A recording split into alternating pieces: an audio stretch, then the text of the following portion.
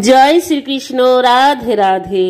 নমস্কার বন্ধুরা, আজকে জানতে চলেছি জ্যৈষ্ঠ মাসের কৃষ্ণ পক্ষের একাদশী অপরা একাদশীর সময়সূচি, পালনের সময়সূচি, ব্রত কথা, মাহাত্ম্য।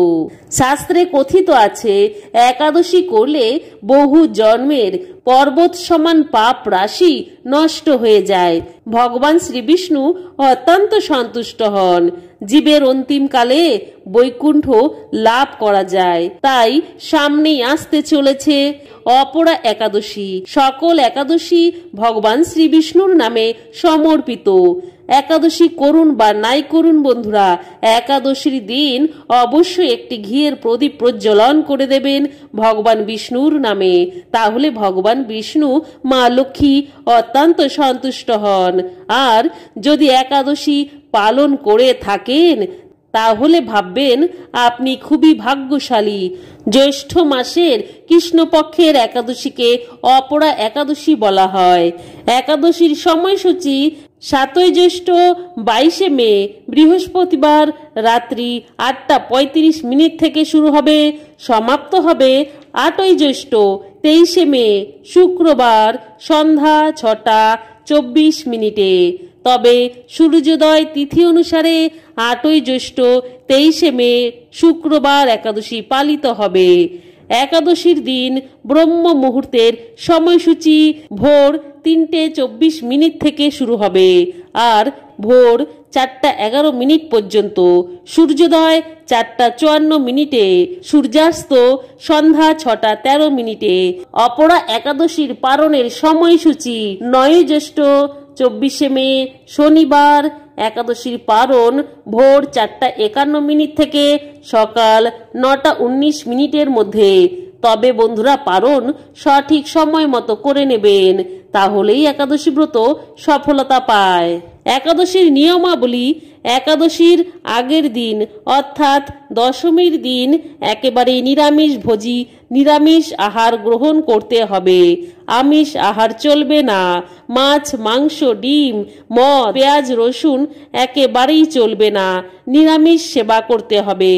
তারপর একাদশীর দিন ভোরবেলা ব্রহ্ম মুহূর্তে কিংবা সূর্যোদয়ের আগে উঠে ভগবানের কাছে সংকল্প করে ভগবানের নামে একাদশী শুরু করা উচিত। তবে একাদশীর দিন ফল, সাবু এছাড়া সবজি সিদ্ধ যেমন পেঁপে, কুমড়ো, আলু এইসব দিয়ে একটি সবজি সিদ্ধ, সাদা তেল, সানফ্লাওয়ার কিংবা খাঁটি ঘি ব্যবহার করতে পারেন। সিন্দুক লবণ, অন্য লবণ চলবে না। একাদশীর দিন এই সকল নিয়মাবলী করতে হবে। পঞ্চ রবি শস্য ত্যাগ করতে হবে। একাদশীর পালনের দিন সঠিক সময় মতো পালন করবেন। ভগবানকে পঞ্চ রবি শস্য যেমন চিড়ে, খই, মুড়ি প্রসাদ দিয়ে ভগবানকে সেবা দিয়ে তারপর প্রসাদ গ্রহণ করতে পারেন পালনের সময়। তবে বন্ধুরা অপরা একাদশীর ব্রত কথা, মাহাত্ম্য শ্রবণ করুন। মহারাজ যুধিষ্ঠির শ্রীকৃষ্ণকে বললেন, হে কৃষ্ণ, জ্যৈষ্ঠ মাসের কৃষ্ণপক্ষিয়া একাদশীর নাম কি এবং তার মাহাত্ম্যই বা কি? আমি শুনতে ইচ্ছা করি। আপনি অনুগ্রহ করে তা বর্ণনা করুন। শ্রীকৃষ্ণ বললেন, হে মহারাজ, মানুষের মঙ্গলের জন্য আপনি খুব ভালো প্রশ্ন করেছেন। বহু পূর্ণ প্রদানকারী, মহাপাপ বিনাশকারী ও পুত্র দানকারী এই একাদশী অপরা নামে খ্যাত। এই ব্রত পালনকারী ব্যক্তি জগতে প্রসিদ্ধ লাভ করে। ব্রহ্মহত্যা, গোহত্যা, ভ্রূণ হত্যা, পরনিন্দা, পরস্ত্রী গমন, মিথ্যা ভাষণ প্রভৃতি গুরুতর পাপ এই ব্রত পালনে নষ্ট হয়ে যায়। যারা মিথ্যা সাক্ষ্য দান করে, ওজন বিষয়ে ছলনা করে, শাস্ত্রের মিথ্যা ব্যাখ্যা করে, জ্যোতিষের মিথ্যা গণনা ও মিথ্যা চিকিৎসায় রত থাকে, তারা সকলেই নরক যাতনা ভোগ করে। এ সমস্ত ব্যক্তিরাও যদি এই ব্রত পালন করে তবে তারা সমস্ত পাপ থেকে মুক্ত হয়। ক্ষত্রিয় যদি স্বধর্ম ত্যাগ করে, যুদ্ধক্ষেত্র থেকে পালিয়ে যায়, তবে সে ঘোরতর নরকগামী হয়। কিন্তু সেও এই ব্রত পালনে মুক্ত হয়ে স্বর্গগতি লাভ করে।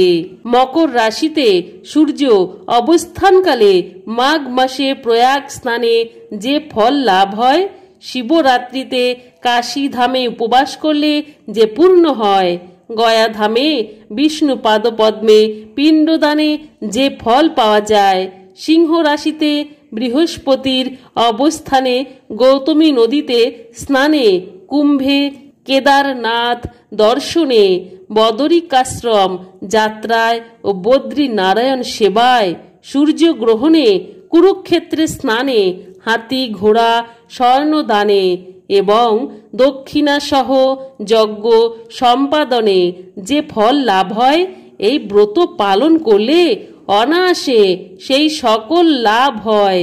এই অপরা ব্রত পাপরূপ বৃক্ষের কুঠার স্বরূপ, পাপরূপ কাষ্ঠের দাবাগ্নির মতো, পাপরূপ অন্ধকারের সূর্য সদৃশ্য এবং পাপ হস্তির সিংহ স্বরূপ। এই ব্রত পালন না করে যে ব্যক্তি জীবন ধারণ করে জলে বুদবুদের মতো, তাদের জন্ম মৃত্যুই কেবল সার হয়। অপরা একাদশীতে উপবাস করে বিষ্ণু পূজা করলে সর্বপাপ মুক্ত হয়ে বিষ্ণু লোকে গতি হয়। এই ব্রত কথা পাঠ বা শ্রবণ করলে সহস্র গোদানের ফল লাভ হয়। ব্রহ্মাণ্ড পুরাণে এই ব্রত মাহাত্ম্য বর্ণনা করা হয়েছে। তাহলে বন্ধুরা, সকলেই ভালো থাকবেন। ভিডিওটি এখানেই সমাপ্ত। একাদশী ব্রত পালন করুন আর ভগবানের কৃপা লাভ করুন। জয় শ্রীকৃষ্ণ। রাধে রাধে। কমেন্টে লিখতে অবশ্যই মনে রাখবেন।